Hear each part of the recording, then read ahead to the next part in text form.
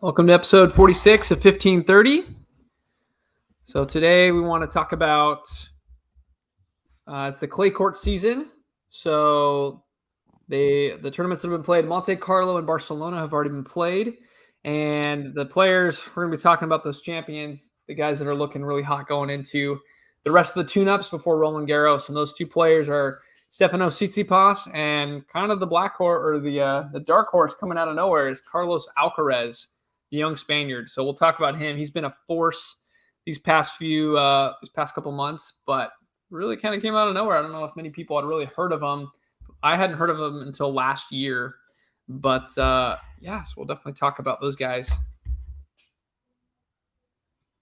So for stat of the day, it's going to be Carlos Alcaraz. So he's the youngest man to be in the top 10 since Rafael Nadal about 17 years ago. So he was last year, I think, about ranked like 180, or definitely way outside the top 100.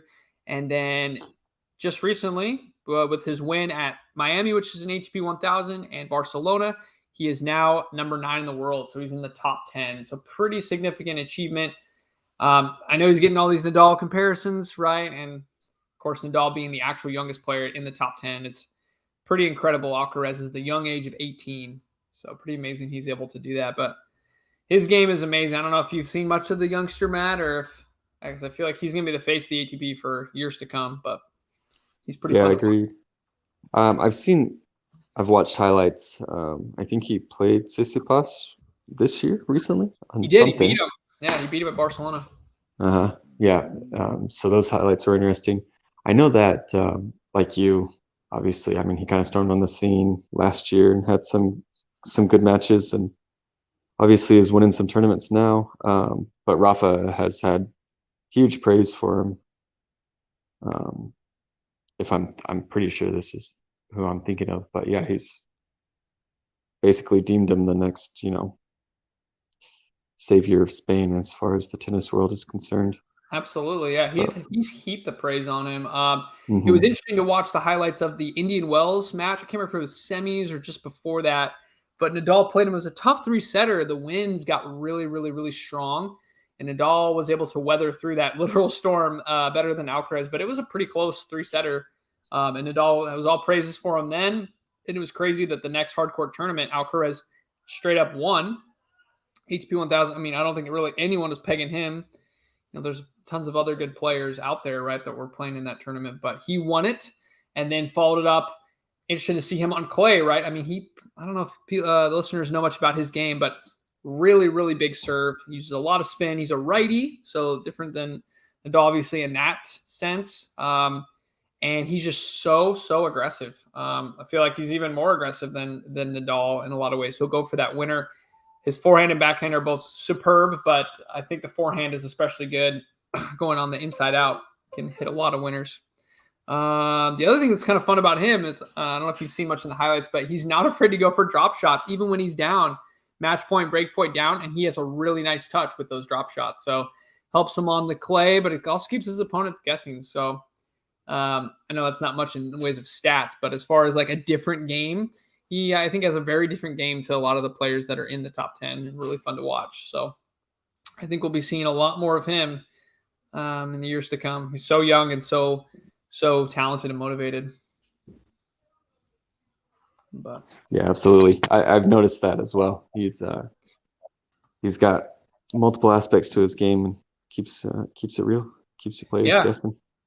Yeah, absolutely. And also just weird to watch him physically. I remember watching him in, I don't know if it was Yannick Sinner last year. They played a great match. Might have even been in Paris indoors, so less than a year ago. And, not that he looked scrawny back then, but comparing him now, he's so much muscular this year, put some time in the weight room and whatnot, or just obviously another year or almost a year of growing too. So it's amazing to see even physically how much more opposing he is. And he can stay in those rallies. His defense to offense is insane. So, but we've got his numbers pulled up here because obviously we always want to look at the numbers. So looking at the last 52 weeks for Alcaraz compared to his career, just looking at those numbers, they look honestly pretty similar. The only big standout ones. So serve, he's winning 1.2% more service games this year than last. Other big stats: second serve points won, almost 1.5% more. Yeah, so not a huge change, just maybe able to win a little bit more, constructing the rallies on his second serve. Overall, he's winning 1.2% more service games. That's overall helping him. He's winning 6.4% more matches. So his results are clearly there. The return, he's winning 0.5% more return games. So like the return, it really does look kind of about the same. But amazing that the results are there with 6.4% more matches won. So I don't really see too much else there, but obviously the higher the ranking goes, the easier it is for you to go deeper in tournaments, right? He's not having to play someone top 10, for example, in the first round. He can wait a few rounds and build up there. So this is going to continue to help him, but numbers wise, looks honestly pretty close, maybe just a little bit better on his service games. But it's amazing looking at his numbers here, and this is for all surfaces. He wins almost 70% of his first serve points won and 53% of his second serve points won. That's his career. Lately, he's been winning, I guess, still close to 70 and almost 55% of second serve points won. So he's really, really dominant on his serve. Can win a lot of free points. He's got a very big, heavy serve. And he can serve up some aces too. Looks like his ace percentage is 3.7. It'd be interesting to compare that to like the rest of the ATP, but I think that's a pretty good ace percentage. But as far as return points won, let's see overall around that 40. Oh, it's 42%. Okay. So that's actually really high. I thought it was in the 30s. I'm like, he could do some room to improve that. No, based on the numbers, he looks like he could already be there. And then maybe that's why he's seeing the results. He's looks like a good player. I don't really have much else to say on those numbers. I don't know if you have anything, Matt. No, I think he covered it all to a pretty good extent. I mean, you look at the results this year, he's gone pretty deep, except for just one. He crashed out in Monte Carlo, the first match he played in the round of 32. I guess he had to buy that first round. But other than that, I mean, he's, he won 2 and made it to the semis at Indian Wells, where he lost to Rafa, and has gotten himself deep into these tournaments. It'll be interesting to see how he does in 5-setters and the slams, where things really matter, right? Yeah, absolutely. So but I think this is. Go ahead. I was just going to say, I think this is, a benefit of that Big Three era ending a little bit. And like you said, he's into the top 10 now. So even if everybody were playing at the moment, he wouldn't be facing them until a little bit later in the tournament. But I mean, you are starting to see now that these other names can come up and can have success because you don't have just total domination from 3 people. So it'll be interesting to see if anybody else can do what Alcaraz has done for himself and come up and make a name for themselves and make some big leaps in the ratings, in the rankings. Absolutely, yeah. I want to look at the match. See if I can pull it up here real quick. Because he, like you said, he played Tsitsipas. I want to go to that match. I wonder if that's like a French Open preview, especially if Nadal or Djokovic don't go as deep as they normally do, right? Usually for Nadal winning the whole tournament, but I guess I'll wait to pull that up for a second. Let's pull up Tsitsipas, his actual numbers for the year. So I have it pulled up for last year. He was insanely good on clay, so I'm comparing it to this year. And let's see, the 52 weeks. Sorry, 1 second. So yeah, he has been better actually, even than this last year, which is a little scary if you think about Tsitsipas. Last year he won Monte Carlo. This year he defended his title at Monte Carlo on the clay. Last year he was 2-0 up on Djokovic in the final of the Roland Garros, ended up losing that. So really, he was kind of in the driver's seat for a lot of the clay court season, and he won 75% of his matches, which is pretty incredible. This year he's done even better. So I don't know. Yeah, a little scary maybe for the competitors out there. So he is on, make sure, I have all the surfaces set to clay, making sure that's true. So for his service games, he's winning 1% more service games. He's winning 2.5% more return games. Overall winning about almost 6% more matches. And some notable numbers. Looks like he's winning 2.4% second serve points won. I think that's an interesting number. I don't know why it's so much higher. Kind of interesting. I don't know if he's tightened up that second serve. Be interesting to look at his speeds or maybe just rallying better. I'm not sure. And then same with second serve return points won. He's winning 2.7% more of those. Break points 3.7% more. So he's converting more chances that he has. So yeah, he's even better than last year, guys. And it's and this showed because Zverev was playing so well in Madrid. And I was just having that thought of, or not Madrid, sorry, Monte Carlo. I had the thought of last year when Zverev won Madrid and beat Nadal and was playing so dominant. I'm like, man, his ground strokes, he just has it dialed in. His backhand is so good. And so I thought he was going to give Tsitsipas a run for his money, maybe even beat him because he's playing so well. Tsitsipas destroyed him. It was a 6-4, 6-2 match, not even close. So Tsitsipas won 60% of the total points won in that match and just blistered him off the court. Won 75% of his first serve points, 58% of his second serve points. Zverev was in the 30%, in the 30s for his second serves. So it was a complete blowout. Really, really shocking as Zverev because I feel like he's really played well on the clay the past couple of years. So, but maybe that's more of a testament to Tsitsipas's level. But one other quick thing not related to the numbers that I feel like Tsitsipas, because I was wondering, like, why is he so good on clay? We kind of talked about it last year. He plays a little bit more offensive. He moves really well on the clay, but I think in addition to the movement, what he does really well is if you've noticed where he stands. So when he's running around his backhand and hit the forehand, he's standing on the far sideline, like where you should be hitting a backhand up the line. He's sitting there and he hits forehands either wide out cross court, inside out, or he's hitting it inside in. And he's so good at that. And you're like, man, he's way over there. He's leaving the entire court open.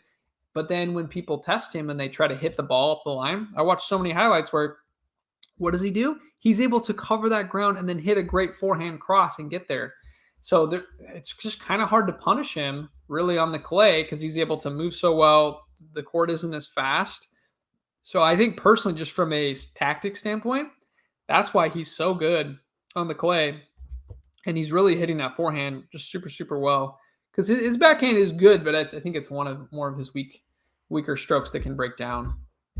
But I don't know if you've noticed that, Matt, where he stands in the rallies sometimes. You're like, man, he's got the whole court. The opponent's going to blow him off the court, but that's not what happens when they try to test him up the line. He's able to get there. He moves so well on the clay. It's impressive. Right on. I mean, I think that's what made Nadal so dominant on clay was he was able to get everywhere and get everything back. So if Tsitsipas can do that, then yeah, can do some damage. Yeah, I think so. I truly do. Let's see here. What else were we gonna do? Oh yeah, I was gonna pull up that Tsitsipas Alcaraz match here. Yeah, I can break these numbers down for you a little bit. Yeah. So they played in the quarterfinal of Barcelona. Yeah. And Carlos won in 3, 6-4, 5-7, 6-2. Yep. And his first serve percentage was 71%. He won 67% of those. And then he won 67% of his second serves, which is an impressive number. So Tsitsipas was sitting at 45%, winning. He won 45% of his second serve points and 63% of his first serve points. So I think that's probably one of the biggest indicators right there. That's pretty impressive. Yeah, no, that's super impressive because, yeah, Tsitsipas, I think we saw his normal average was like 55% or something on the clay. So yeah, definitely way below that number. See, I had it pulled up right here. And Alcaraz's is usually the 53%. And what did you say? His is 67? Uh-huh. Wow. Yep. That's a lot higher. Yeah, Tsitsipas this year has actually been 57%, so even better than last year at 55. So, wow. Yeah, I wonder what I think I saw the highlights. I just don't remember much about like the points or the rallies. If Alcaraz was just grinding him out or punishing his backhand or what. That's interesting. And what was the third? The third set was a blowout though. 6-2. Yeah, there must have been 2 breaks. It's interesting. I mean, so Alcaraz faced 4 break points to Stefanos's 6, but each of them only saved one of those. So Huh, I mean, weird. Alcaraz got broken 3 times to Tsitsipas's 5. Okay. If you get into the, I guess if you got into the return game here in this match, then they were able to consolidate pretty well. But Yeah, and clay can be funny that way too. You can get a couple yeah, more breaks than normal, but yep. wow. Yeah. Pretty impressive for Alcaraz to, beat the reigning Monte Carlo champion Barcelona, and he beat a lot of other good people and went to the final. Pablo Carreno Busta was the other Spaniard in the final. He's always really fun to watch. I know you enjoy his game too, Matt, but yeah, he beat him in the final pretty handily. I think he's the only player to have won all his finals in straight sets too, or at least his first few finals. So he's a dominant player, and he beat Carlos Ruud in the Miami Masters. And so Ruud is another one where he's been, really good on clay, but he's actually shown that he can play the hard court as well. And he made the final. It was impressive that he made the final, but Alcaraz dispatched him really in straight sets. But Right on. And I mean, that's an interesting thing too, right? These were his first two wins, is that right? And they're on different surfaces. You've got one on clay, one on hard. yeah, That's good. yeah, and that's one thing that I think we've talked about with some of the newer guys. I feel like maybe there's less specialists in today's game. Mm-hmm. You look at Tsitsipas kind of. I remember when I first heard his name is when he made a kind of a run at Wimbledon. This was a few years ago.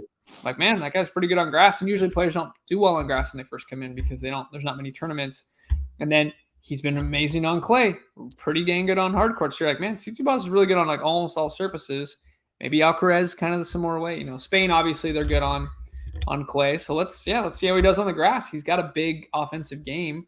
I don't see why he couldn't do well on grass assuming he can move well on it. But yeah, it's been kind of interesting with some of the newer guys.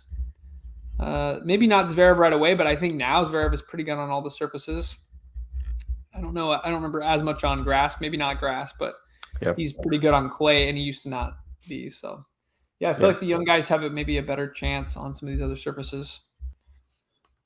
Yeah, I think that's interesting. Obviously, there's no statistics to back up what I'm about to say, but I think you're seeing that in a lot of sports today. I mean, you look at the NBA.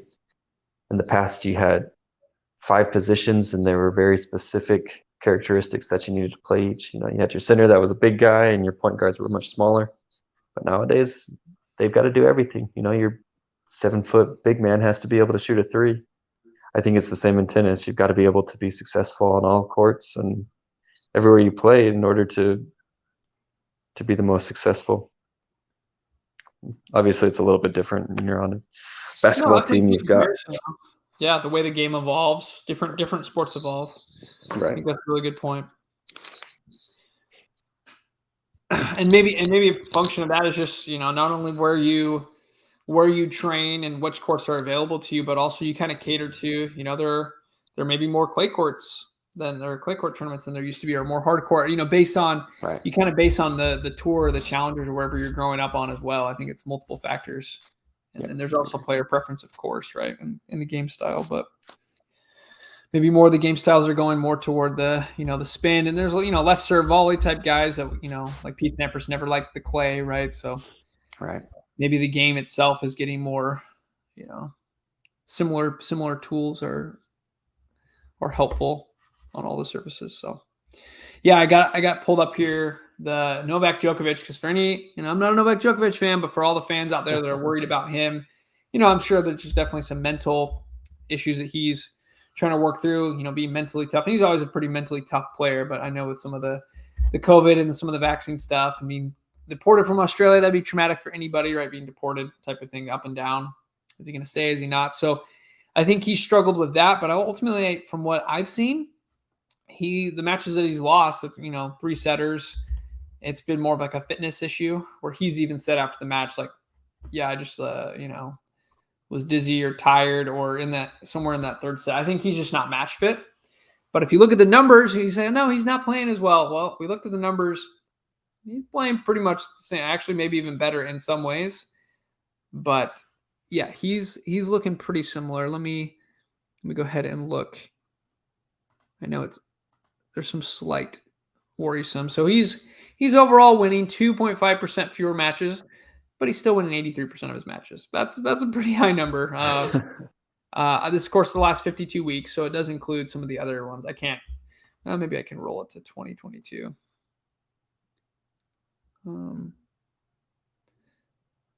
But yeah, not a huge difference on that. Let me pull it up real quick. Because who did he lose to, Matt? He's lost to. Let's see. I know it was Rublev in the final of Belgrade, and that was a third set. And then he lost to, I think his name is the other Spaniard that I always mispronounce his name. We'll look at that match, but that was one in, I believe it was Barcelona where he lost pretty early on. So he lost to Carlo to Fokina Davidovic. Yeah, round of 32.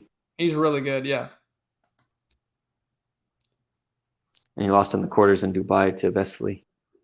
Okay, thanks. Oh yeah, I forgot about Vesely. Yeah. So here we go. Okay. So if you do the 52 weeks instead of the career or the 2022 Vice, the 52 weeks, he's definitely winning fewer matches because he hasn't played that many matches. That makes more sense. So it's 62%, 62.5% of his matches that are won. So still not the end of the world when you have a small sample size. There are some worrying things in his service games. Let's see. Overall, he's just winning 11% fewer service games. He's actually double faulting. Yeah, 1% more. So not the best. And he's winning 4.6 fewer second serve points won. So I think that's probably the biggest factor to him. And also 4.8% fewer first serve points won. So yeah, some interesting things on the serve. Hopefully he can clean up the serve a little bit. On the return, he actually is returning better on the first serve return, 1% better. On the second serve return, 7% worse. So for 2022, yeah, definitely worse. But again, smaller sample size. I do expect it to get better. But if you looked at it just overall the last 52 weeks, it's not hurting his long-term average if you include everything. So for the Novak fans out there, I wouldn't worry about it too much. His average match time, I was looking at this number, is longer, which makes sense because he's had more three-setters. He's not been going very far, and he's been losing those three-setters. So from his career of 1 hour 52 minutes per match, it's up to 2 hours and 13 minutes. So clearly he's laboring more. He's not able to win in a faster manner like he usually does. And even in these long three-setters, he's losing more. So I do expect him to improve on his 63% matches won for the year. Should revert to the mean. And now how is he going to perform on the clay? I don't know. I mean, two of these tournaments have been clay, and he hasn't gone super far. So I think, we'll see. He's got Madrid and Rome, I believe, and that's it until Roland Garros. So gotcha. More to come on that. If he can't get his fitness up, adding an extra set is not going to make things any easier for him. But yeah, I don't think many people are going to predict him to retain the title or repeat as Roland Garros champion. I think definitely Nadal would be the favorite. We'll see how he plays. And then honestly, you could see Tsitsipas or Alcaraz perhaps becoming the second and third favorite. So for you, Matt, who would you pick for I know who you'd pick for the first favorite, assuming Nadal. Who would you have for the second favorite for Roland Garros? Yeah, that's a really good question. I think you got to go with, maybe one of the two people we've talked about so much today. I think Tsitsipas has more experience, and therefore, at the end of the day, I think that adds a lot of weight in these slams that go much longer and include a lot more pressure. But who knows, man? Maybe Alcaraz will say, playing with house money, I got nothing to lose. Let's hit it. So. I know. I almost want to, just because it seems like it's his time in Miami. I don't think anyone saw that coming. Barcelona, he's just kind of taking it by storm. I think he could go really deep. But like you're saying, between Tsitsipas and him, it'd be a tough one. It'd just be based on the draw for me because I feel like both guys could do it. Maybe I'll just pick Alcaraz because I feel like he's He's the hot flavor of the week, man. I mean, him and Nadal in the French Open final, that would be mouthwatering. That would be, I mean, Tsitsipas would be great too, but I feel like Alcaraz and Nadal, that would be blockbuster. That would be good. No matter who wins, even if Nadal wins, I just think that would be an incredible level of tennis. Yeah. Them watching Indian Wells, that was a pretty dang good match too. And Tsitsipas, I'm not taking anything away from him, but I feel like there's been times he has beaten Nadal for sure. He's beaten him. In fact, he had the dramatic 2-0 comeback against him in Australia. I don't know if he's beaten him on clay. I'd have to look that up. I think he has. I think he beat him in Monte Carlo. But there's also been times when Nadal has completely destroyed him. There's like 6-2 is not as close. So I feel like Tsitsipas, he could beat Nadal on clay. But I feel like there's a chance of him, especially with that backhand being vulnerable, where he could lose quicker than I feel like how Chris could hold his own maybe a little better. And maybe he doesn't have as good a chance to win, if that makes sense. I feel like Alcaraz could keep it close. But I don't know. These are just hearsay for sure. There's, like I said, no numbers to back that up either. But no, it's exciting. I think it's definitely a more wide open Roland Garros from maybe not the top spot, but from everyone else. I feel like there's definitely some room for some people to go for it. Davidovich, probably butchered his name again, but he's also been playing really well on the clay. Casper Ruud plays well on the clay. I think there's some other guys that could also go far and maybe disrupt some of the, the hold of the top 10. I don't know about Team and Stan if they're going to be ready. I know they're kind of struggled on their returns back in the Challenger, but both those guys can play on the clay. We know that when they're healthy. Is Team playing again? I believe so. I believe he's playing again. Good. Yeah, I don't know how well he lost his first match to come back and same with Stan, but I don't know how he's done since then because I'm not really following the Challenger Tour, but I can look it up real quick and see how the team's doing. But real quick, while we got a few minutes, I also want to put a plug into American tennis. Can't not talk about Taylor Fritz and how amazing it was that he beat Nadal in straight sets. And Indian Wells first man to win it. Nadal with the broken rib.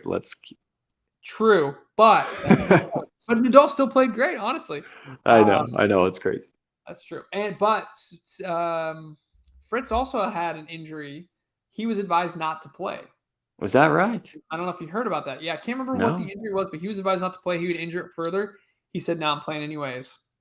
Good for him. He ended up, because people were like, "Oh, he's not going to last very long at all," and he ended up winning. Of course, like I said, both guys were dealing with injuries, but Nadal honestly didn't really show it until maybe the second set, at least in my opinion from watching it, because I watched most of the final. But it was amazing comeback win, and still, I think 2003 was the last time an American man won at Indian Wells.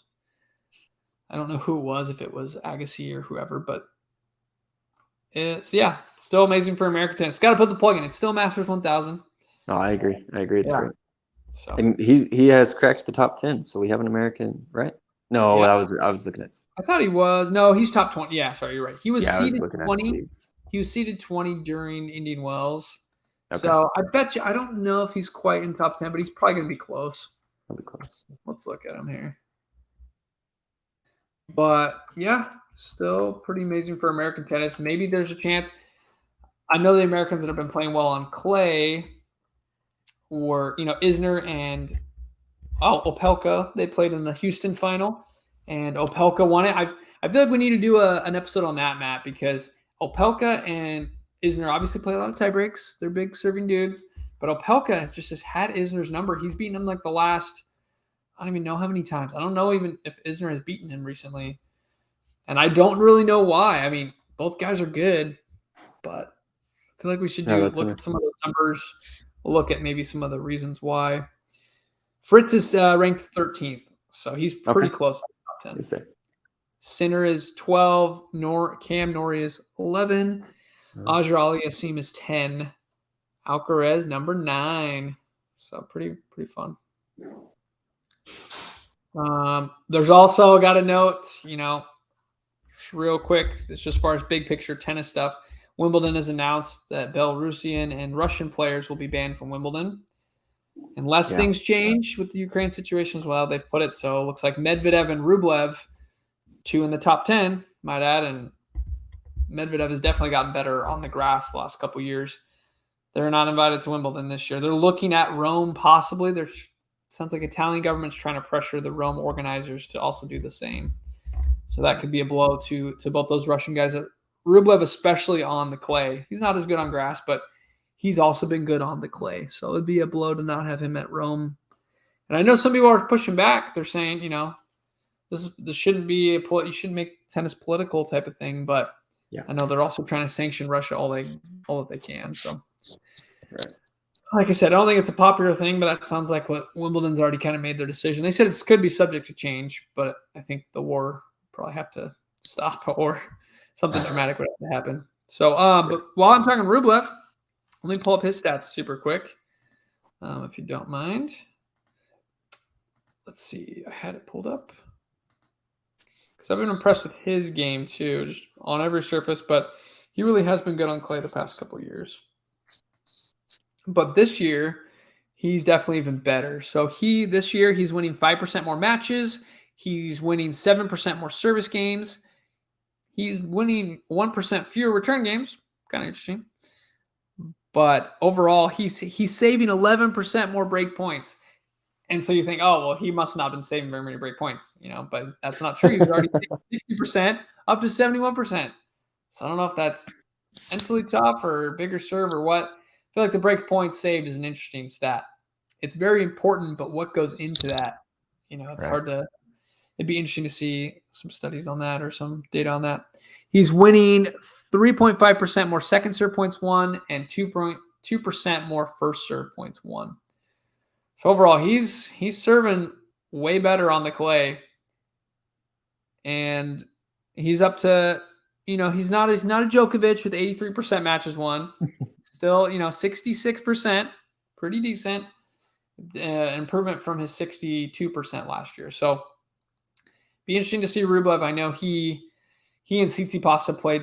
I think last year at Roland Garros they played a really good match. And the tournament right before it, Geneva, which is like the week right before Roland Garros, Rublev beat Tsitsipas in the final. So Rublev can play the clay, which is interesting because I feel like in my mind sometimes I picture him just as a huge hard court hitter, destroying the forehand, smashing up the line. But he's got the game on clay too. So don't forget about Andrei Rublev, assuming he can play in Rome. I think he'll be there at Madrid this week, or this next week. But